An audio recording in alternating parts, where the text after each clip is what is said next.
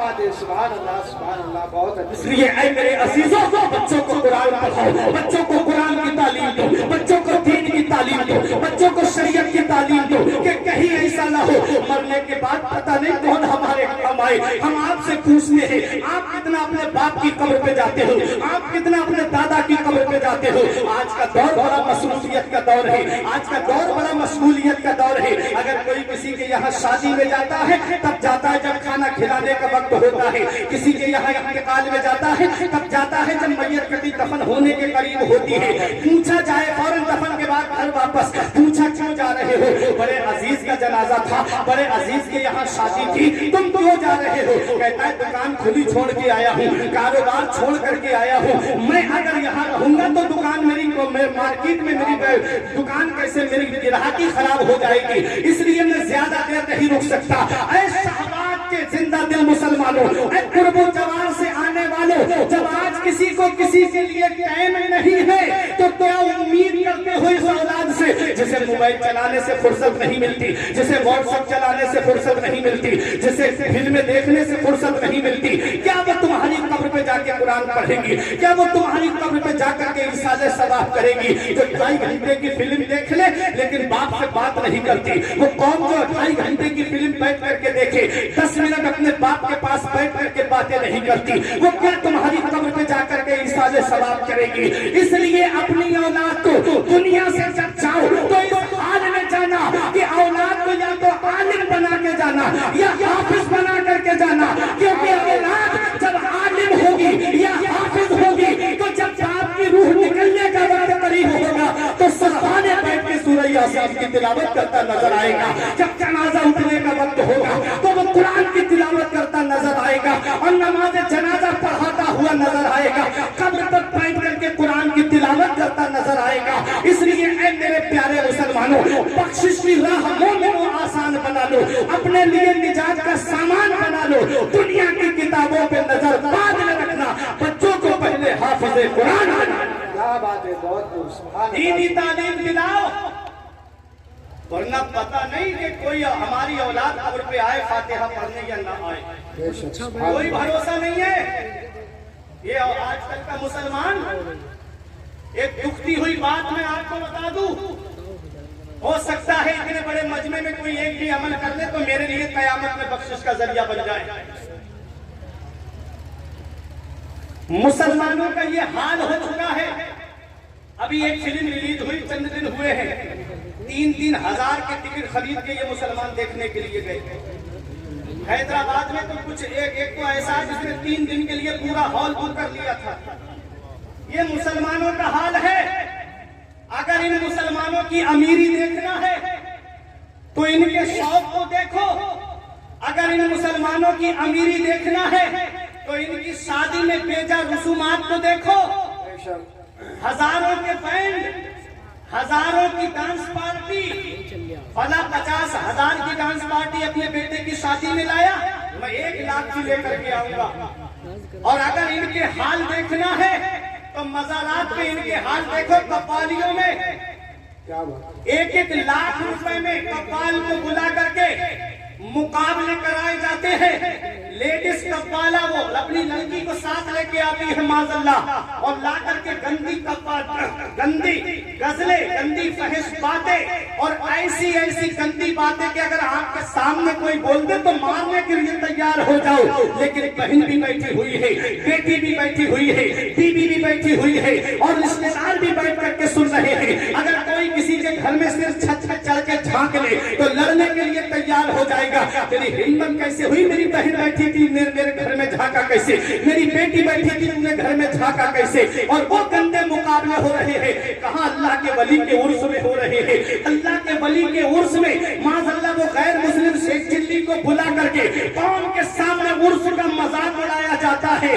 آج غیروں کو دیکھو، وہ اپنی کتابوں پہ خرچ کر رہے ہیں، وہ دینی تعلیمات پہ خرچ خرچ کر رہے ہیں، اور مسلمانوں کا حال یہ مقابلوں پہ پیسے خرچ کر رہے ہیں، یہ قوالیوں میں پیسے خرچ کر رہے ہیں۔ اگر ان مسلمانوں کی امیری دیکھنا ہے تو ان کی شادیوں کو دیکھو، اور ان کی غریبی دیکھنا ہے تو ان کے مدرسوں کو دیکھو، ان کی قوم کے اماموں کو دیکھو۔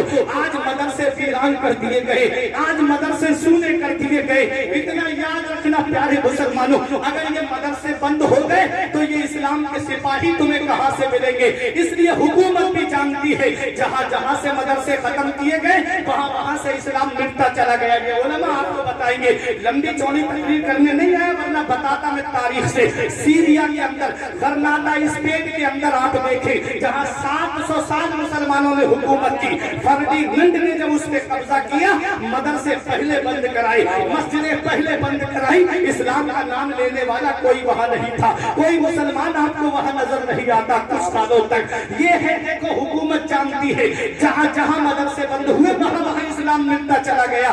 اسی لیے مدرسوں کا سروے کرایا گیا کہ ان مدرسوں کو کالج میں کنورٹ کر دو، ان مدرسوں کو جو ہے وہ اسکول میں تبدیل کر دو۔ نہ قوم کے سپاہی پیدا ہوں گے، نہ یہ قرآن پڑھ کے تمہیں تراویح میں سنائیں گے، نہ حافظ قرآن ہوں گے، نہ عالم دین ہوں گے، نہ مذہب کی باتیں تم کو سنائیں گے۔ اس لیے اپنے مدرسوں کی حفاظت کرو، اپنے مدرسوں کو تقویت پہنچاؤ۔ آج عالم سے میری قوم کے لوگ بات اس لیے نہیں کرتے کہیں رسید لے کے میرے گھر پہ نہ آ جائیں، آج حافظ سے باتیں اس لیے نہیں کرتے کہیں رسید لے کے میرے گھر پہ نہ آ جائیں۔ مجھے بتاؤ شہباز اور قرب و جوار سے آنے والوں، کیا انہوں نے کبھی اپنے گھر کے لیے تم سے چندہ مانگا؟ کیا کبھی انہوں نے اپنے مدرسے کے علاوہ چھوڑ کر کے کبھی اپنے لیے چندہ مانگا کہ میرے پاس کپڑے پھٹ گئے ہیں مجھے پیسے دے دو کپڑے بناؤں گا، میرے پاس موٹر سائیکل نہیں ہے چندہ دے دو میں موٹر سائیکل خریدوں گا؟ کبھی اپنے لیے انہوں نے مانگا؟ نہیں مانگا۔ مانگا ہے تو رسول اللہ کے گھر کے لیے مانگا، مانگا ہے تو اللہ کے گھر کے لیے مانگا۔ کیوں؟ کیونکہ تم کیا جانو ان علماء کرام، ان حفاظ کرام کو جب وہ وہابی دیوبندیوں نے سعودیہ ریال پہ پڑھنے والوں نے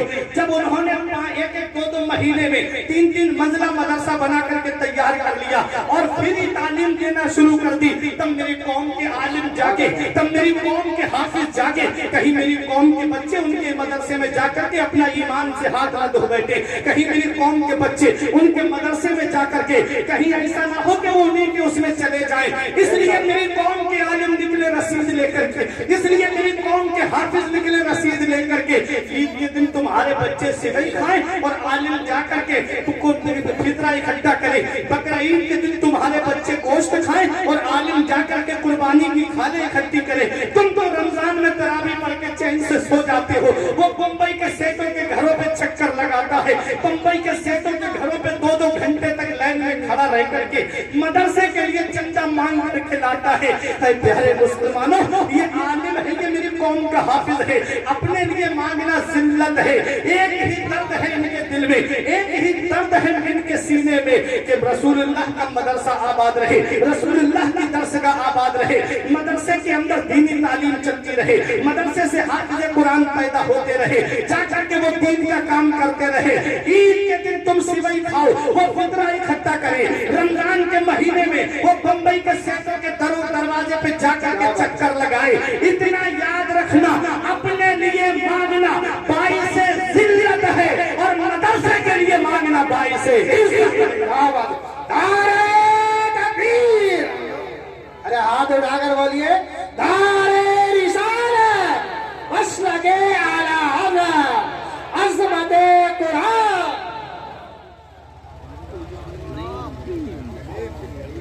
اپنے لیے مانگنا ذلت ہے، مدرسے کے لیے مانگنا عزت ہے۔ کوئی ان کا مرتبہ جانے نہ جانے، ان کا مرتبہ نبی نے بلند کر دیا، ان کی شان نبی نے بلند کر دی، ان کی عظمت نبی نے بلند کر دی، ان کا مرتبہ نبی نے بلند فرما دیا ہے کہ حافظ قرآن قیامت کے دن جب آئے گا یقال لصاحب القرآن اقرأ وارتقی ورتل کما کنت ترتل فی الدنیا فإن منزلک عند آخر آیت تقرأها۔ آقا فرماتے ہیں حافظ قرآن جب قیامت میں آئے گا رب فرمائے گا پڑھ قرآن کی تلاوت کر، تجوید کے ساتھ پڑھ، یعلمون تعلمون والا نہیں، ٹھہر ٹھہر کے پڑھ، تجوید کے ساتھ پڑھ، کون سا حرف کہاں سے نکلتا ہے اس کی ادائیگی کے ساتھ پڑھ۔ حافظ قرآن پڑھے گا بسم اللہ الرحمن الرحیم، ایک درجہ بلند ہو جائے گا، پڑھے گا الحمدللہ رب العالمین، دوسرا درجہ بلند ہو جائے گا۔ علماء فرماتے ہیں پورے قرآن میں 6666 آیتیں ہیں جن حفاظ کو حقارت کی نگاہ سے دیکھا جاتا ہے، ان کا مرتبہ قیامت میں یہ ہوگا کہ یہ جنت میں 6666 درجے بلند و بالا ہے۔ بے شک سبحان اللہ سبحان نبی نے بلند کر دیا، ان کی شان نبی نے بلند کر دی۔ اس لیے پیارے مسلمانوں، بخشش کی راہ مومنوں آسان بنا لو، اپنے لیے نجات کا سامان بنا لو۔ دنیا کی کتابوں پہ نظر بعد میں رکھنا، بچوں کو پہلے حافظ قرآن بنا